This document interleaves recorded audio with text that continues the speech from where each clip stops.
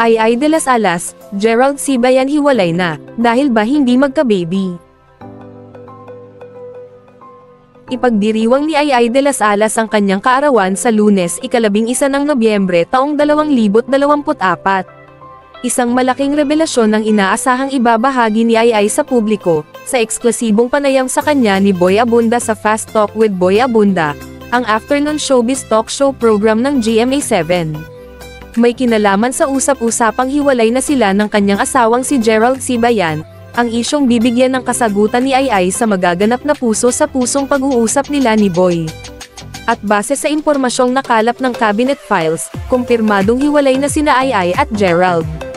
Kinumpirma ni Boy sa Fast Talk with Boy Abunda ngayong Biyernes ng hapon, ika-8 ng Nobyembre, ang mangyayaring panayam niya kay Ai sa darating na Lunes.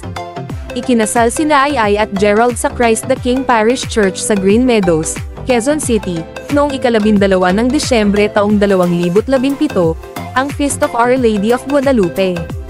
Sa kabila ng kanilang may December relationship, tumagal ng isang dekada ang kanilang relasyon at naging masaya sila. Kaya marami ang nabigla sa balitang hiwalay na ang dalawa.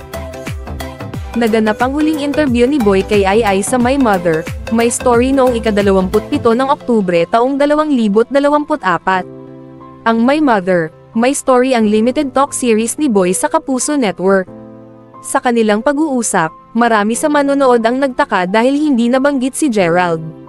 Nakadagdag din sa curiosity ng mga tao ang makahulugang pahayag ni Ai sa tanong ni Boy na ano ang kinatatakutan mo. Sagot ni Ai, actually, yung totoo, yung mag-isa.